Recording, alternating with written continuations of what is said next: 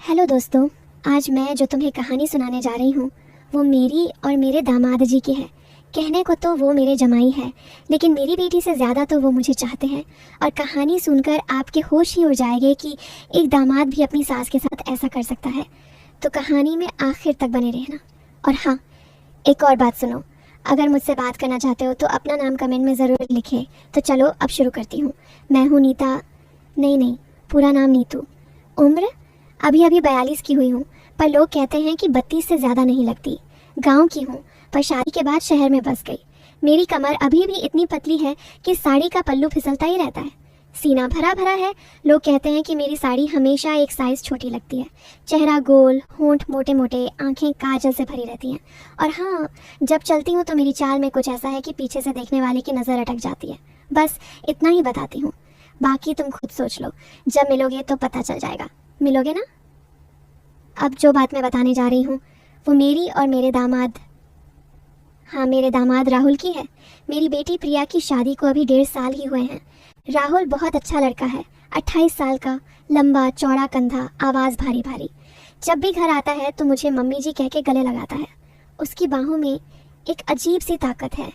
जब गले लगाता है तो मेरी सांसें एक पल को रुक जाती हैं। मैं भी शर्माती हूँ, पर मन ही मन अच्छा लगता है। शुरू शुरू में तो सब नॉर्मल था, पर पिछले 6-7 महीने से कुछ बातें बदलने लगी हैं। मेरी बेटी प्रिया को नौकरी लग गई थी दूसरे शहर में। वो हफ्ते में सिर्फ शनिवार रविवार को आती है। बाकी 5 दिन राहुल अकेला रहता है हमारे साथ, मतलब मेरे और मेरे पति के साथ। पर मेरे पति तो सुबह 6 बजे फैक्ट्री चले जाते हैं और रात 11 बजे आते हैं, तो दिन भर घर में सिर्फ मैं और राहुल। सुबह उठते ही मैं चाय बनाती हूँ। राहुल बिना बनियान के सिर्फ पैंट में किचन में आ जाता है। उसका सीना चौड़ा, बाल उगे हुए। मैं चाय छानते वक्त आंख उठाकर देखती हूँ तो वो मुस्कुराता है। कहता है, मम्मी जी आप तो सुबह सुबह भी इतनी सुंदर लगती हो।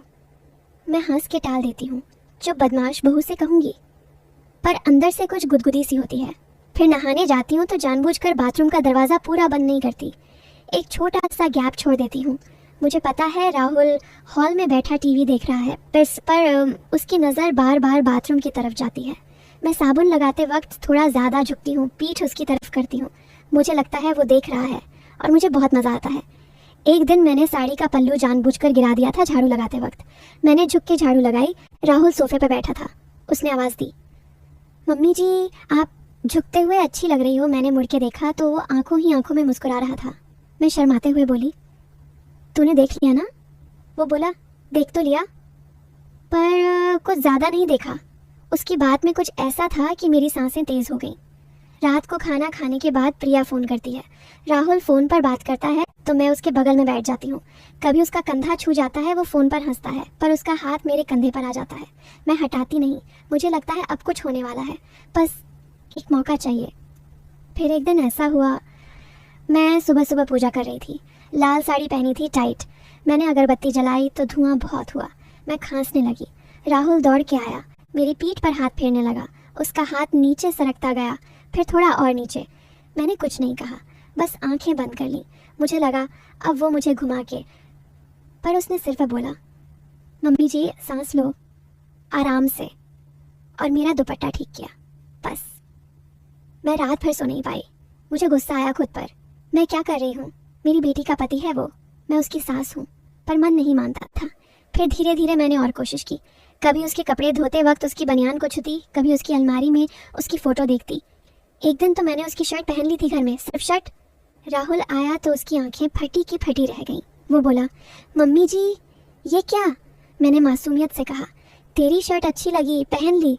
वो बस देखता रहा, कुछ नहीं बोला। मुझे लगा अब तो पक्का कुछ होगा, पर फिर वही, वो खुद को रोक लेता। फिर एक दिन प्रिया आई, 3 दिन रही। उन 3 दिनों में राहुल ने मुझे एक बार भी ठीक से देखा तक नहीं। मैं जल भुन के रह गई। प्रिया के जाने के बाद मैंने राहुल से पूछ ही लिया, तू मुझसे नाराज़ है क्या? वो हंसा और बोला, त्रय मम्मी जी आप मेरी माँ समान हो, मैं आपकी इज्जत करता हूँ। वो जो भी हुआ वो गलत था। मैंने खुद को बहुत कोसा है। मैं रो पड़ी, सच में रो पड़ी। मैंने उससे माफ़ी मांगी, बोली, मैं पागल हो गई थी राहुल, मुझे माफ़ कर दे। उसने मुझे गले लगा लिया, बिल्कुल बेटे की तरह। उस दिन के बाद हमारा रिश्ता बिल्कुल साफ हो गया। अब वो सच में मेरा बेटा है, मैं उसकी माँ, और मुझे आज तक अफसोस है कि मैंने कभी उसकी नीयत पर शक किया।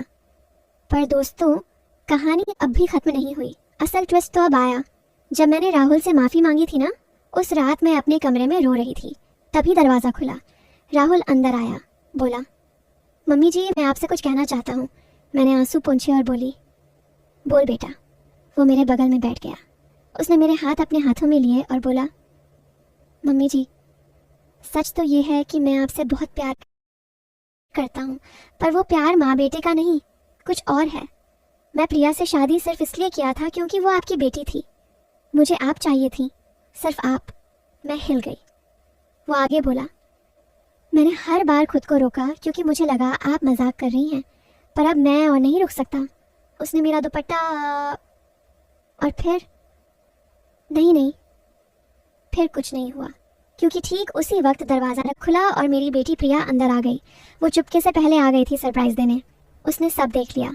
राहुल को थप्पड़ मारा, मुझे भी मारा, और बोली, माँ, तू मेरे पति के साथ? फिर जो हुआ वो किसी ने सोचा भी नहीं था। प्रिया ने तलाक ले लिया, राहुल चला गया, और मैं आज अकेली रहती हूँ। पर सबसे बड़ा ट्विस्ट तो ये है, प्रिया ने जाने से पहले मुझसे कहा था, माँ, राहुल ने मुझे सब बता दिया था। वो तुम्हें नहीं, मुझे चाहता था। तुमने जो कुछ भी किया वो सब उसने मुझे उकसाने के लिए किया था। वो चाहता था कि मैं तुमसे नफरत करूं। मैं पागल हो गई। मतलब जितनी भी हरकतें थीं, साड़ी का पल्लू गिरना, शर्ट पहनना, बाथरूम का दरवाज़ा खुला छोड़ना, सब राहुल का प्लान था। वो मुझे फंसाना चाहता था। क्यों? क्योंकि मैंने उसकी माँ को कभी स्वीकार नहीं किया था, उसकी असली सास को। वो बदला ले रहा था। आज मैं अकेली हूँ, न बेटी, न दामाद, न इज्जत। प्रिया ने जाने से पहले मुझसे कहा था, माँ, राहुल ने मुझे सब बता दिया था। वो तुम्हें नहीं, मुझे चाहता था। तुमने जो कुछ भी किया वो सब उसने मुझे उकसाने के लिए किया था। मैं रोते रोते ज़मीन पर बैठ गई। लगा जैसे मेरी सारी दुनिया ख़त्म हो गई। फिर अचानक दरवाजे पर घंटी बजी। मैंने सोचा शायद पड़ोसी हैं। रोते हुए दरवाज़ा खोला तो सामने खड़ा था राहुल, हाथ में एक फ़ाइल लिए, आंखें लाल पर चेहरा शांत। मैं चिल्लाई, तुझे यहाँ आने की हिम्मत कैसे हुई?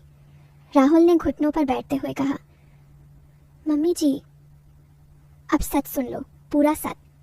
उसने फाइल खोली। उसमें कुछ फ़ोटो थे, कुछ ऑडियो रिकॉर्डिंग के ट्रांसक्रिप्ट थे।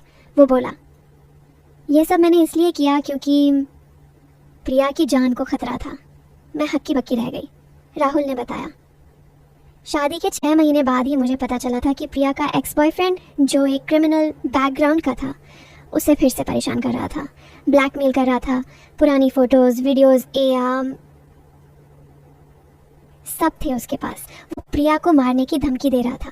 मैंने पुलिस में कंप्लेंट की, पर सबूत कम थे। वो बहुत चालाक था। तब मुझे एक ही रास्ता दिखा, उस लड़के को इतना बड़ा झटका देना कि वो हमेशा के लिए भाग जाए। फिर राहुल ने जो बताया, मेरे रोंगटे खड़े हो गए। मैंने जानबूझकर तुम्हारे साथ वो सारी हरकतें की, पल्लू गिरवाया, शर्ट पहनने को कहा, बाथरूम का दरवाज़ा खुला छोड़ा, सब कैमरे में रिकॉर्ड किया। फिर वो सारी क्लिप्स मैंने प्रिया के एक्स को भेज दी और लिखा, देख, तेरी वाली की माँ और मैं। अब तू अगर प्रिया के आसपास भी आया तो ये सारी क्लिप्स वायरल कर दूंगा। पूरी दुनिया देखेगी कि उसकी माँ और उसका पति क्या क्या कर रहे हैं। उसकी बेइज्जती हो जाएगी। वो डर गया। उसने सोचा मैं पागल हूँ, कुछ भी कर सकता हूँ। उसके बाद उसने प्रिया को हमेशा के लिए छोड़ दिया। ब्लैकमेलिंग बंद। पर मुझे ये भी पता था कि प्रिया को सच कभी नहीं पता चलना चाहिए। इसलिए मैंने प्रिया को भी यही कहा कि मैं बदला ले रहा हूँ, ताकि वो तुमसे नफरत करे और मुझसे तलाक ले ले। क्योंकि अगर प्रिया मेरे साथ रहती तो वो लड़का फिर लौट सकता था। मैंने खुद को विलन बना दिया ताकि प्रिया सुरक्षित रहे। मैं कुछ बोल ही नहीं पाई। राहुल ने आंसू पोंछते हुए कहा, मम्मी जी, मैं आपकी इज्जत पर हाथ नहीं डाल सकता था। वो सारी रिकॉर्डिंग्स मैंने आज पुलिस को दे दी हैं। प्रिया का एक्स आज जेल में है, लाइफ टाइम के लिए। और प्रिया, वो बाहर गाड़ी में बैठी है, वो भी अब सब जान चुकी है। दरवाज़ा फिर खुला। प्रिया अंदर आई। आंखें सूजी हुई थीं, पर चेहरे पर सुकून। वो मेरे गले लगी और रोते हुए बोली, माँ, सॉरी, मैंने तुम्हें गलत समझा। राहुल ने अपनी पूरी जिंदगी दांव पर लगा दी, सिर्फ मेरी और तुम्हारी इज्जत बचाने के लिए। तीनों एक दूसरे से लिपट कर रोए। राहुल बोला, मम्मी जी, अब हम तीनों फिर से एक साथ रहेंगे, इस बार सच में एक परिवार बनकर। और आज हम तीनों साथ हैं। राहुल मेरा बेटा भी है, दामाद भी है और मेरी बेटी का सबसे बड़ा रक्षक। तो दोस्तों, कभी कभी जो सबसे खतरनाक लगता है वही सबसे बड़ा फरिश्ता होता है। बस यही थी मेरी असली कहानी। अब सच में बाय।